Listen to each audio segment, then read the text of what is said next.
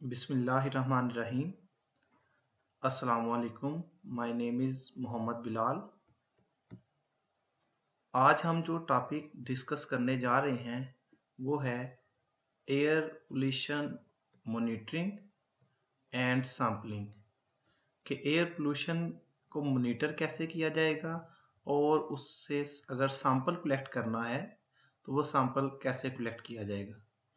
तो आज के टॉपिक के जो ऑब्जेक्टिव्स हैं वो ये हैं कि how to monitor air pollution, कि हम एयर पोल्यूशन को मॉनिटर कैसे करेंगे, फिर उसके बाद हम सैंपल कैसे कलेक्ट करेंगे और उस सैंपल को कलेक्ट करने के लिए जो डिफरेंट मेथड्स हैं उनको आज इस टॉपिक में डिस्कस किया जाएगा।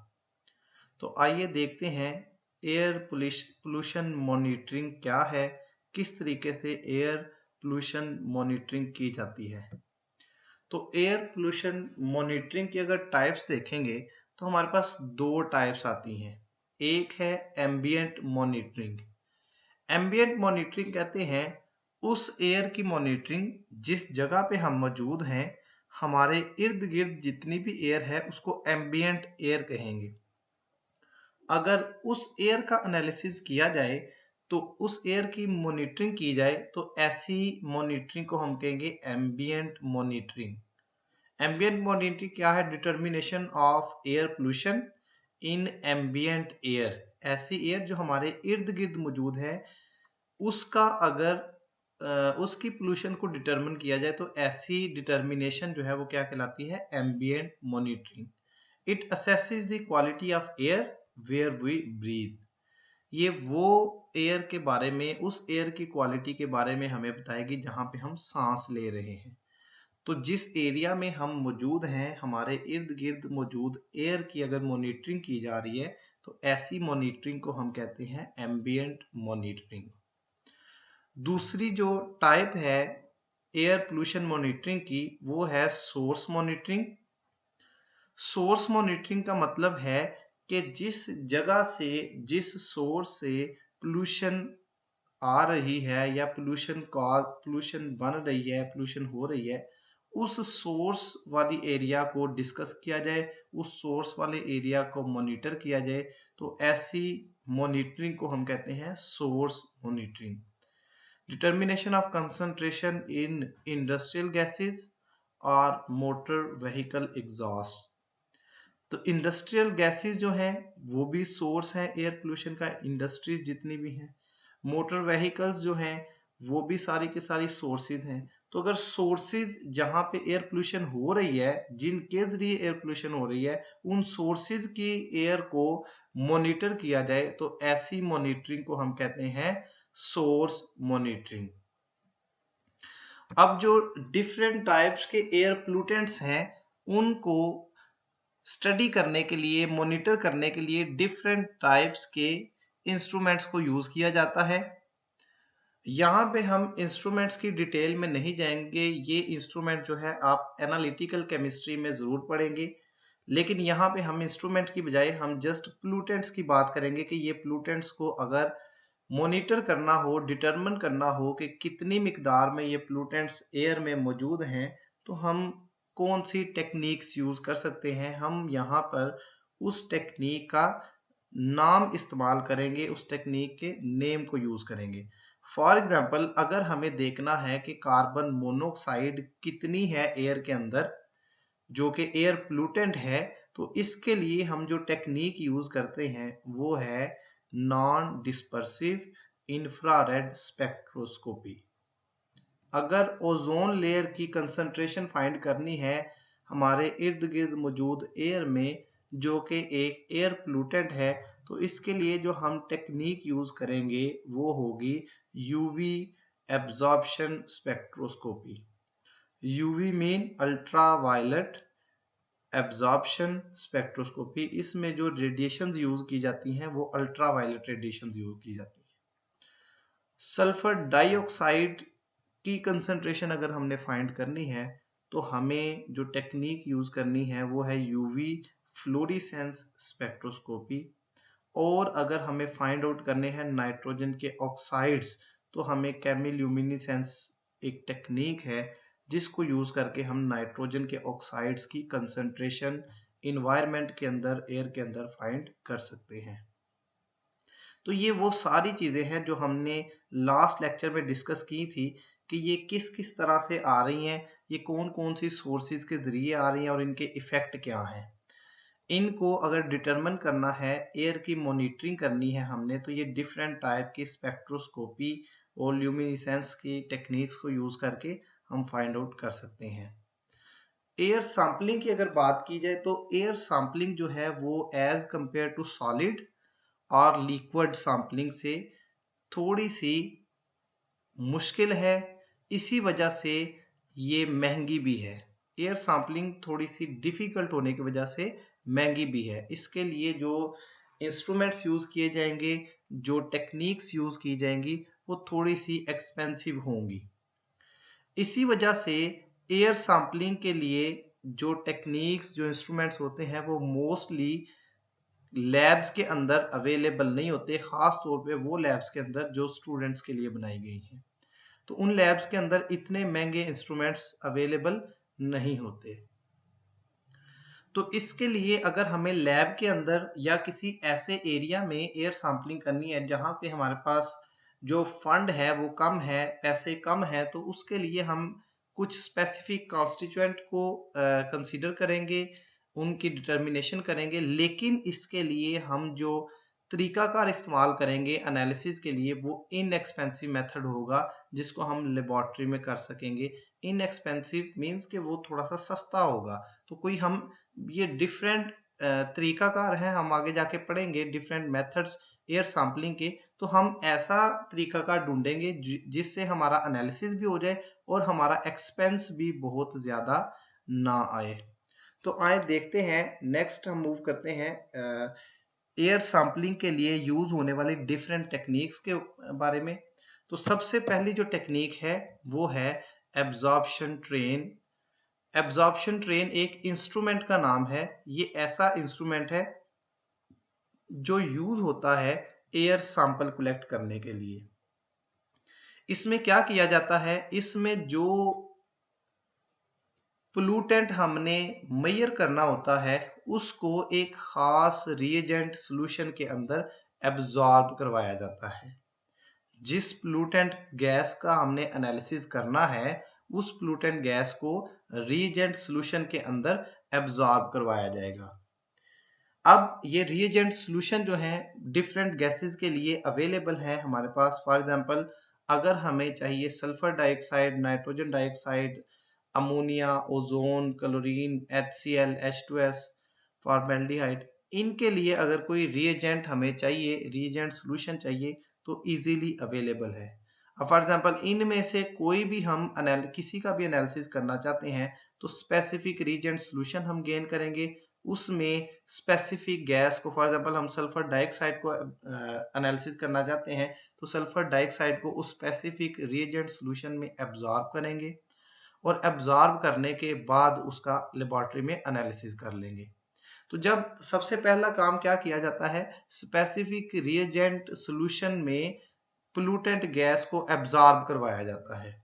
अब जब एब्जॉर्ब करवा लिया गया तो वो रिएजेंट सॉल्यूशन जिसमें गैस को एब्जॉर्ब करवा लिया गया है उसको लेबोरेटरी में लेके आया जाता है। अब लेबोरेटरी में लाके उसका क्या करना है, एनालिसिस करना है। एनालिसिस हम दो तरीके से कर सकते हैं। अगर तो हमारे पास स्पेक्ट्रोफोटोमीटर है जो कि थोड़ा सा महंगा होता है। अगर स्पेक्ट्रोफोटोमीटर है तो हम उसका एनालिसिस स्पेक्ट्रोफोटोमीट्री के जरिए कर सकते हैं कि इसमें जो गैस हम एब्जॉर्ब करवा के ला रहे हैं, फॉर एग्जांपल हम सल्फर डाइऑक्साइड की बात कर रहे हैं, तो वो कितनी मिकदार में मौजूद है। या इसको सिंपल टाइट्रेशन के जरिए भी, टाइट्रीमेट्री के जरिए भी इसको डिटरमिन किया जा सकता है। टाइट्रीमेट्री एक सिंपल और इनएक्सपेंसिव मेथड है जिसके जरिए हम आसानी से किसी गैस की कंसंट्रेशन उस रिएजेंट सॉल्यूशन के अंदर फाइंड कर सकते हैं। तो इस तरीके से एयर सैंपल कलेक्ट किया जाएगा। अब एब्जॉर्प्शन ट्रेन क्या है और कैसी होती है ये हम देखते हैं इसकी कंस्ट्रक्टिव डायग्राम से। ये जो डायग्राम हमें नजर आ रही है ये किसकी है, ये एब्जॉर्प्शन ट्रेन की डायग्राम है।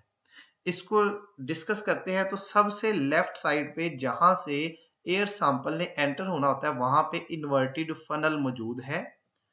वो इन्वर्टेड फनल के जरिए से यहां से एयर इनसाइड मूव करती है। और एयर किस वजह से इनसाइड मूव करती है, ये सक्शन पंप लगा हुआ है। ये सक्शन पंप जब एयर को अपनी तरफ खींचेगा तो यहां से एयर इनसाइड मूव करेगी और ये पूरी पाइपलाइन का हिस्सा बन जाएगी। तो यहां से जैसे ही पंप चलाते हैं तो एयर इनसाइड मूव की है। अब जब एयर इनसाइड मूव कर रही है तो एयर में यकीनन वहां पे डस्ट पार्टिकल्स भी मौजूद हैं। वो डस्ट पार्टिकल्स को रोकने के लिए सबसे पहले एयर के सामने यहाँ पे एक फिल्टर पेपर लगाया गया है। ये फिल्टर पेपर क्या करता है, मॉइस्चर को और डस्ट पार्टिकल को वहीं पे रोक लेता है और सिर्फ एयर को यहाँ से पास होने देता है। तो ये फिल्टर पेपर होल्डर के जरिए यहाँ पे एक सिंपल फिल्टर पेपर लगाया है जो आमतौर पे हम लेबोरेटरी वगैरह में यूज करते हैं।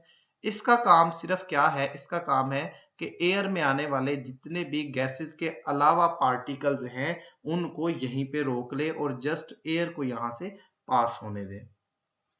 अब नेक्स्ट यहाँ पे एक रिएजेंट बॉटल है जिसके अंदर वो स्पेसिफिक सॉल्यूशन रिएजेंट मौजूद है जिसमें एक खास गैस को एब्जॉर्ब करवाना है। अब वो सॉल्यूशन में जैसे ही एयर यहाँ से फिल्टर पेपर से गुजर के आएगी तो यहाँ पे ब्लो होगी, इस रिएजेंट सॉल्यूशन के अंदर आएगी। यहाँ पे अब एयर के अंदर डिफरेंट एयर पोल्यूटेंट्स आ रहे हैं, वो भी आ रहे हैं जिनको हमने स्टडी नहीं करना, हमने किसी एक को फॉर एग्जांपल स्टडी करना है तो वो यहाँ पे रिएजेंट में मौजूद रहेगा। बाकी सारे रिएजेंट की ये जो ऊपर वाला एरिया है यहाँ पे आ जाएंगे। तो जो हमने सॉल्यूशन को जो हमने रिएजेंट सॉल्यूशन में ऐड करवाना है, एब्जॉर्ब करवाना है, वो गैस जो है वो यहाँ पोल्यूटेंट गैस यहाँ पे एब्जॉर्ब हो गई और बाकी गैसेस यहाँ पे मौजूद होंगी। और फिर ये गैसेस जो है इस पाइपलाइन के थ्रू यहाँ पे एक यू शेप की एक ट्यूब मौजूद है जिसके अंदर सिलिका जेल है। ये सिलिका जेल क्या करती है, तो यहाँ से जो मॉइस्चर आ रही है, यहाँ से कुछ और पार्टिकल्स अगर आ रहे हैं तो उनको सिलिका जेल पे अब्जॉर्ब करवा लिया जाए। अगर ये मॉइस्चर और ये पार्टिकल्स को आगे पंप तक मूव करने दिया गया तो ये पंप की जो एफिशिएंसी है उसको कम कर देंगे। तो यहाँ से जो एक्स्ट्रा गैसेस हैं उनको निकाल के ये एक सिलिका जेल से गुजारा जाता है ताकि वो जस्ट एयर ही यहाँ से आगे मूव कर सके, बाकी पार्टिकल सिलिका जेल पे ही एब्जॉर्ब हो जाए। फिर उसके बाद नेक्स्ट यहाँ पे एक मीटर लगा हुआ है, फ्लो मीटर है। ये क्या बताता है, ये बता रहा है कि किस प्रेशर के साथ एयर जो है वो इनसाइड मूव कर रही है। अब हमें एक खास प्रेशर चाहिए जिसके ऊपर एयर जो है वो इसमें एब्जॉर्ब होगी। एयर के लिए वो प्रेशर जो है हमारे लिए हम कहाँ से देखेंगे, ये जो स्केल हमारे पास ये मीटर नजर आ रहा है यहाँ से देखेंगे।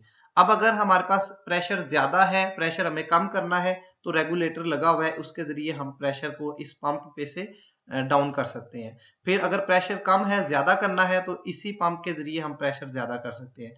तो जब हमारे पास एडजस्टेड प्रेशर आ गया, जिस प्रेशर पे हम ब्लो करवाना चाह रहे हैं गैस को इस रीजेंट सॉल्यूशन में, तो वहां पे हम फिक्स कर देते हैं और फिक्स करने के बाद एयर ब्लो करती रहती है।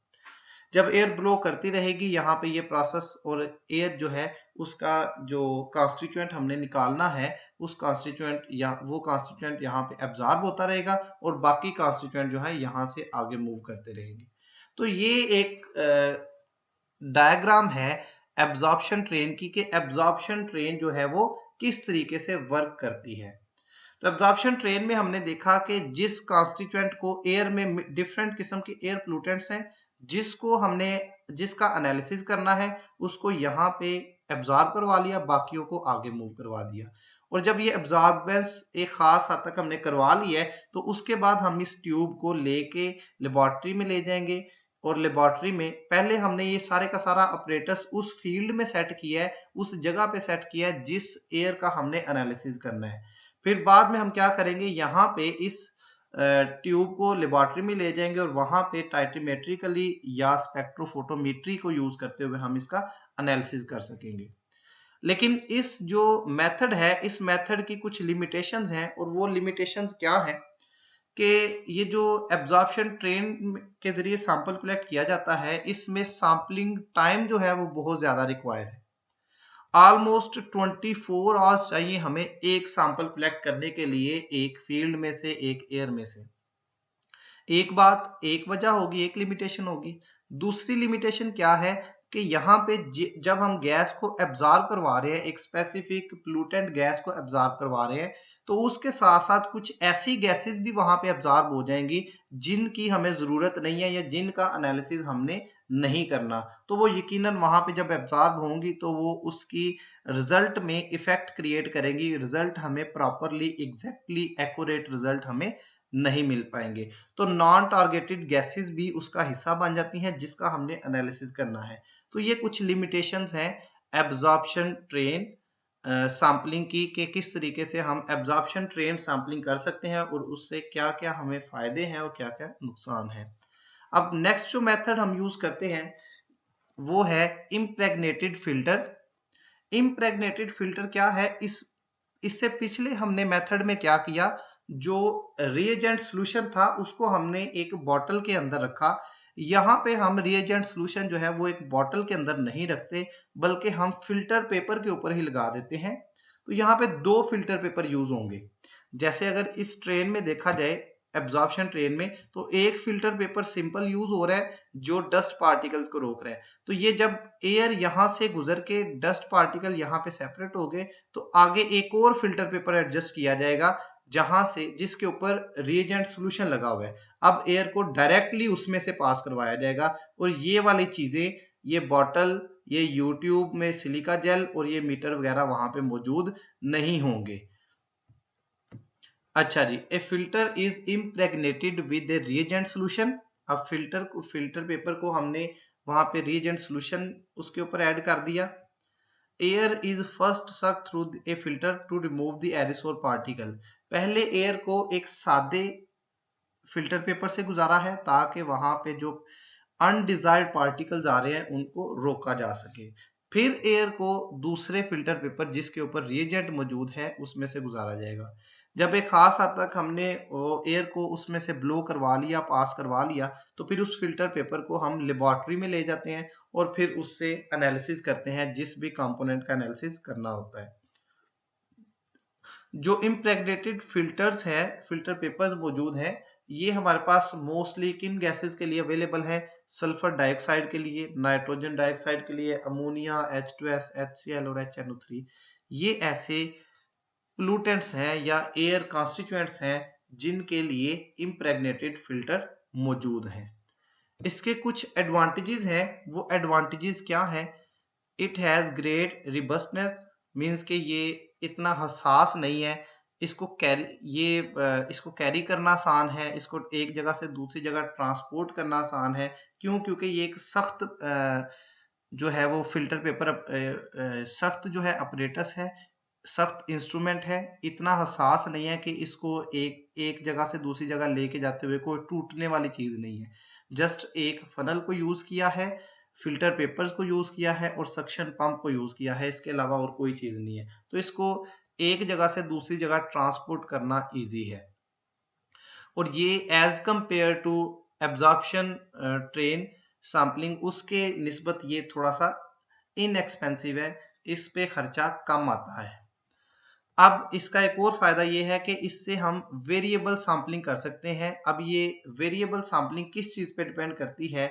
ये डिपेंड करती है एम्बिएंट गैस के ऊपर कि उसकी कंसंट्रेशन क्या है। एम्बिएंट गैस जिसका हम एनालिसिस करना चाह रहे हैं उसकी कंसंट्रेशन क्या है, और उस गैस के अंदर, उस एयर के अंदर ह्यूमिडिटी कितनी है, उस एयर के अंदर वाटर कंटेंट कितने ज्यादा हैं। तो इन दो चीजों के ऊपर हम ये वेरिएशन डिपेंड करती है। तो इसके जरिए हम डिफरेंट टाइप की वेरिएबल सैम्पलिंग कर सकते हैं।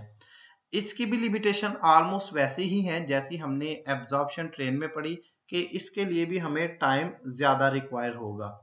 लेकिन इसका फायदा हमें इनएक्सपेंसिव इंस्ट्रूमेंट होने की सूरत में मिल जाता है और इसको ट्रांसपोर्ट करना, एक जगह से दूसरी जगह लेके जाना हमारे लिए आसान होता है। नेक्स्ट है जी डिफ्यूजन ट्यूब। डिफ्यूजन ट्यूब के अंदर भी हम एक रिएजेंट सॉल्यूशन को ही यूज करेंगे, लेकिन यहाँ पे एक रिएजेंट जो सॉल्यूशन हम यूज कर रहे हैं उसको स्टेनलेस स्टील के ऊपर ऐड किया जाएगा, उसके साथ मैश किया जाएगा, मिक्स किया जाएगा। तो स्टेनलेस स्टील के ऊपर वो रिएजेंट सॉल्यूशन को ऐड करने के बाद हम उस स्टेनलेस स्टील के उस मटेरियल को एक ट्यूब के साथ अटैच कर देते हैं, जिसकी शेप ऑलमोस्ट यूज होती है, जिसकी शेप ऑलमोस्ट इस तरह की होती है जैसे एक बॉटल है, हमारे पास गोल बॉटल है, रिएजेंट बॉटल है, उस तरह की शेप है। उसकी बेस के साथ हम इसको अटैच कर देते हैं स्टेनलेस स्टील, जिसके ऊपर हमने रिएजेंट सॉल्यूशन ऐड कर दिया हुआ है। अब जिस साइड से हमने ऐड किया उस साइड से तो बॉटल जो है वो बंद है, दूसरी साइड से उसका माउथ जो होगा वो ओपन होगा। अब इस जो हमारे पास डिफ्यूजन ट्यूब है, इस डिफ्यूजन ट्यूब को इन्वर्टेड फॉर्म में एयर के अंदर एक्सपोज किया जाता है, रखा जाता है। उसकी वजह ये है कि हम जो बारिश होगी, जो क्योंकि इसको हमने 2-3 हफ्ते के लिए, 1 महीने के लिए भी रखना पड़ सकता है, तो जो बारिश होगी, बारिश के वक्त जो पानी है वो अगर इसको सीधा रखा तो फिर वो पानी इसके अंदर आ जाएगा और हमें सैंपल नहीं मिलेगा, बल्कि वो पानी उसके अंदर जमा हो जाएगा। तो हम इसको इन्वर्टेड फॉर्म में रखते हैं ताकि एयर जो है वो नीचे वाली साइड से ऊपर की तरफ मूव करे इस ट्यूब के अंदर, और जब ट्यूब के अंदर एयर मूव करती है तो वहां से डिफ्यूज होके डिफ्यूजन के प्रोसेस के थ्रू उस रिएजेंट सॉल्यूशन का हिस्सा बन जाती है। वो उस रिएजेंट सॉल्यूशन का जब हिस्सा बन गई तो उसके नतीजे में अब हमारे पास रिएजेंट सॉल्यूशन में वो डिजायर्ड कॉन्स्टिट्यूएंट आ गया, उसको सेपरेट करके हम लेबोरेटरी में एनालिसिस कर सकते हैं। लेकिन ये जो प्रोसेस है ये टाइम कंज्यूमिंग है। इसके लिए हमें 2 हफ्तों से लेके 1 महीने तक जो है वो सैंपल साइट के ऊपर डिफ्यूजन ट्यूब को रखना पड़ सकता है। यहाँ पे आप देखेंगे कि हम जो रिएजेंट ले रहे हैं, जो कॉन्स्टिट्यूएंट को एब्जॉर्ब करवा रहे हैं, वो डिफ्यूजन के प्रोसेस के थ्रू जो है वो ट्यूब में आ रहा है, वो रिएजेंट में आ रहा है। तो इसी वजह से इस ट्यूब को हम नाम दे देते हैं डिफ्यूजन ट्यूब। अब यहाँ पे ये डिफ्यूजन ट्यूब किन किन के लिए अवेलेबल है, कौन कौन सी गैसेस के लिए अवेलेबल है? सल्फर डाइऑक्साइड के लिए, नाइट्रोजन डाइऑक्साइड के लिए, NH3 के लिए, H2S के लिए, ओजोन, बेंजीन, जाइलिन, टॉलुइन, इनके लिए ये अवेलेबल है। तो मोस्टली जो कॉन्स्टिट्यूएंट्स हैं इनके जरिए कवर हो जाते हैं। अब डिफ्यूजन ट्यूब के कुछ एडवांटेजेस हैं, कुछ डिसएडवांटेजेस हैं। तो पहले हम डिस्कस करते हैं एडवांटेजेस ऑफ डिफ्यूजन ट्यूब।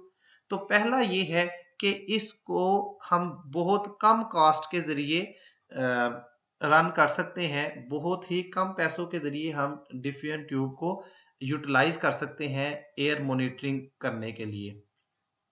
दूसरे नंबर पे हमें जो है ज्यादा जगहों पे एक हमने एरिया का अगर सैंपल कलेक्ट करना है तो हमें डिफरेंट जगहों पे जो है वो सैंपल कलेक्ट करना होता है। एक ही एरिया, फॉर एग्जांपल हम एक कॉलोनी है उसकी एयर को मॉनिटर करना चाह रहे हैं, तो उसकी डिफरेंट एरियाज के ऊपर, डिफरेंट जगहों के ऊपर हमें सैंपल कलेक्ट करना पड़ेगा।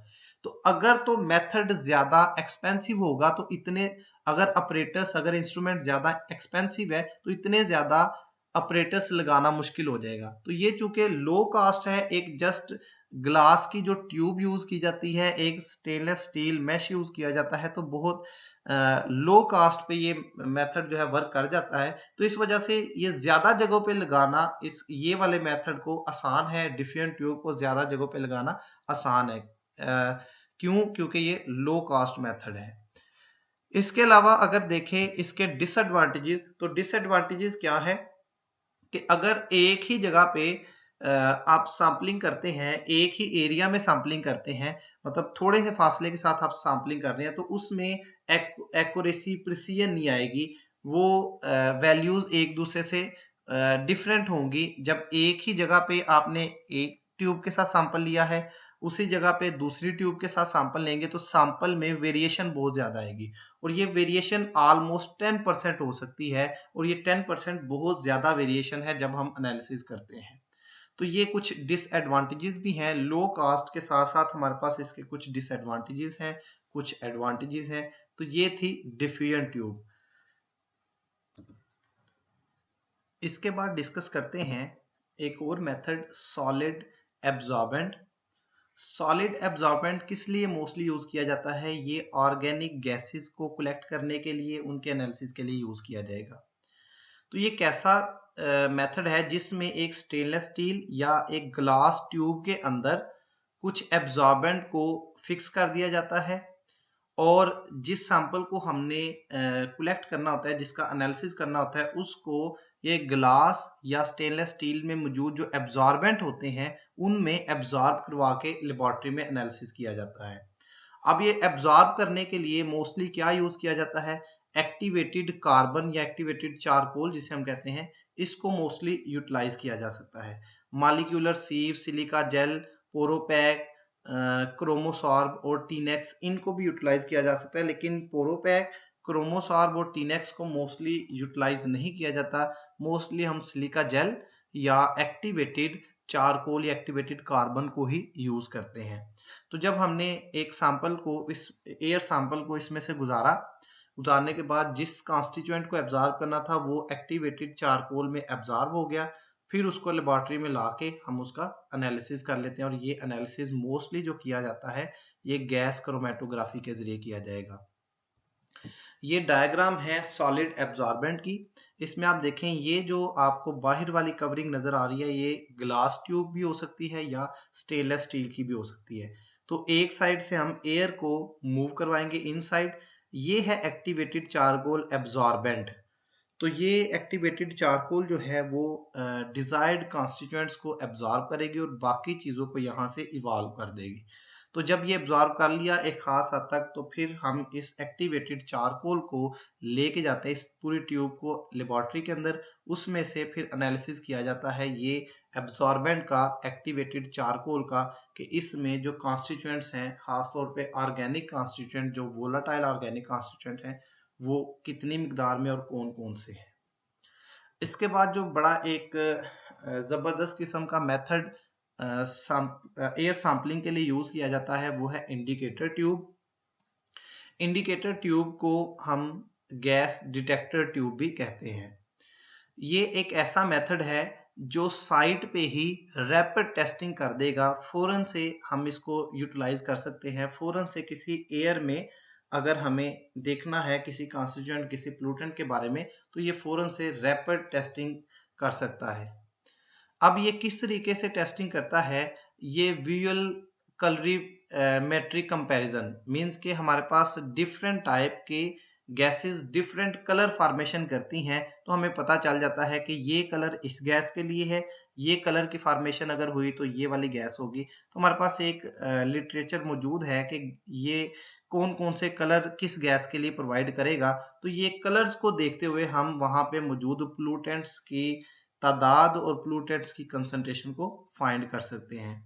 अब जब ये ट्यूब को लिया जाएगा, खरीदा जाएगा, तो उस वक्त दोनों साइड से ये सील होती है, लेकिन फिर जब हम इसको इस्तेमाल करना होता है तो एक साइड से इसको ब्रोक कर देते हैं, इसका एक साइड ओपन कर देते हैं। फिर जब जैसे ही ओपन करते हैं तो सॉलिड जो पैकिंग होती है उसका कलर चेंज होना शुरू हो जाता है। सॉलिड पैकिंग में जो कलर चेंज होता है वो कलर चेंज हमें बता देता है कि इस एयर के अंदर कौन कौन से पोल्यूटेंट्स मौजूद हैं।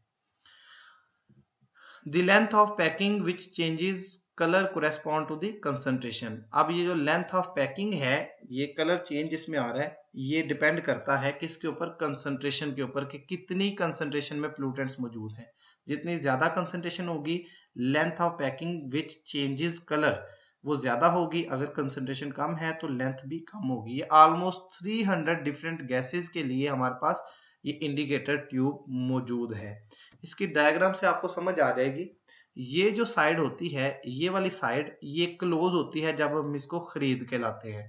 तो जैसे ही जिस जगह पे हमने सैंपल कलेक्ट करना होता है उस जगह पे इसको ब्रेक कर दिया जाता है और यहाँ से ये पंप लगा हुआ है, ये पंप जो है इसको प्रेस किया जाता है जिसके जरिए एयर इनसाइड मूव करती है। जो एयर इनसाइड मूव करेगी वो एक कलर बैंड बनाएगी। उस कलर बैंड को लिटरेचर से देखते हुए हम अंदाजा लगा सकते हैं कि इस एयर के अंदर कौन कौन से पोल्यूटेंट्स हैं। अब यहाँ पे एक तो हमारे पास ये लेंथ डिपेंड करती है कि कितनी लेंथ है, और एक कलर की इंटेंसिटी होती है। जितनी ज्यादा लेंथ और कलर की इंटेंसिटी ज्यादा होगी उतनी ही हम कहेंगे कि इस पोल्यूटेंट की कंसंट्रेशन ज्यादा है। जितनी कंसंट्रेशन ज्यादा होगी उतना, फॉर एग्जाम्पल हम कहते हैं कि देखना चाहते हैं, दो पोल्यूटेंट्स को हम मॉनिटर कर रहे हैं, तो एक का कलर आ रहा है रेड, एक का ब्लू आ रहा है। तो हमें पता चल गया कि रेड कलर जो है इस गैस की वजह से है, इस पोल्यूटेंट की वजह से है, ब्लू कलर इसकी वजह से है। अगर लाइट ब्लू है तो इसका मतलब है कि ब्लू वाली जो गैस है उसकी कंसंट्रेशन कम है। डार्क रेड है तो इसका मतलब है रेड वाली जो गैस है, रेड वाला जो पोल्यूटेंट है, उसकी कंसंट्रेशन ज्यादा है। तो हमें एक तो ये पता चल जाता है कि यहाँ पे कौन कौन से पोल्यूटेंट्स मौजूद हैं और उनकी कंसंट्रेशन क्या है। लेकिन इसका थोड़ा सा डिसएडवांटेज ये है कि ये जो प्रोसेस है ये थोड़ा सा महंगा है। ये इंडिकेटर ट्यूब थोड़ी सी महंगी आती है। कैलोरीमेट्री को यूज कर रहे हैं यहाँ पे, एक पैकिंग यूज कर रहे हैं, ये पैकिंग की वजह से ये ट्यूब जो है महंगी है। लेकिन है इस तरह से है कि फौरन से ऑन साइट हमें सारे का सारा एनालिसिस करके दे देती है। इसके बाद डिस्कस करते हैं आखिरी टाइप को सैम्पलिंग की, जो एयर सैम्पलिंग के लिए हम यूज कर रहे हैं, वो है ग्रैब सैम्पलिंग। ग्रैब सैम्पलिंग में हम क्या यूज करते हैं, मोस्टली हम फ्लास्क को यूज करते हैं, बैग्स, गैस सिरिंज को यूज करते हैं एक एयर सैंपल कलेक्ट करने के लिए। और इसके एनालिसिस के लिए जो प्रोसेस यूज किया जाता है वो मोस्टली गैस क्रोमेटोग्राफिक एनालिसिस किया जाता है। गैस क्रोमेटोग्राफी के जरिए फाइंड किया जाएगा इस एयर में पोल्यूटेंट्स कितने हैं। तो ये आपको ग्रैब सैम्पलिंग के कुछ चीजें आपके सामने हैं। इसमें क्या किया जाता है, ये जो गैस सैंपलिंग बल्ब आपको नजर आ रहा है, इसको एक साइड से ओपन, बल्कि ये दोनों साइड से ओपन कर दिया जाता है पहले। जब ओपन कर दिया गया तो एयर को इसमें, जब एयर इसमें एक खास वक्त के लिए हमने इसको ओपन रखा, एयर भर गई, तो दोनों साइडों से हमने इसको क्या कर दिया, बंद कर दिया। पहले एक साइड से बंद किया, फिर दूसरी साइड से बंद कर दिया। अब इसके अंदर एयर है, वो एयर जिसका हम सैंपल कलेक्ट करना चाहते हैं। तो ये गैस सिरिंज को ये सेप्टम में इंसर्ट करके एयर सैंपल कलेक्ट कर सकते हैं, और इस सिरिंज को हम लेबोरेटरी में कैरी कर सकते हैं एनालिसिस के लिए। सैम्पलिंग बैग आपको नजर आ रहा है, इस ये जो आपको नोजल नजर आ रही है, इसको ओपन कर दिया जाता है तो एयर सैंपल आहिस्ता आहिस्ता इसमें भर जाता है। तो ये बैग जो है बिल्कुल फूल जाता है जब एयर इसमें भर गई। तो एयर जब भर गई है तो फिर अब इसको हम कैरी करके लेबोरेटरी तक लेके जा सकते हैं, या ये गैस सिरिंज को इंसर्ट करके यहाँ से हम एयर का सैंपल कलेक्ट कर सकते हैं। ये इस तरीके से हम ग्रैब सैंपलिंग करते हैं। तो हमने आज के जो लेक्चर में पढ़ा है वो पढ़ा है कि एयर मॉनिटरिंग क्या है, क्यों जरूरी है, कौन कौन सी टाइप्स है एयर मॉनिटरिंग की, और एयर मॉनिटरिंग कब हो सकती है, जब हम एयर का सैंपल कलेक्ट करेंगे। और एयर के सैंपल को कलेक्ट करने के हमने ऑलमोस्ट यहाँ पे 6 मेथड्स पढ़े हैं। डिफरेंट मेथड्स के डिफरेंट एडवांटेजेस और डिसएडवांटेजेस भी डिस्कस किए हैं। तो ये था आज का हमारा लेक्चर। ओके जी, अल्लाह हाफिज, अस्सलाम वालेकुम।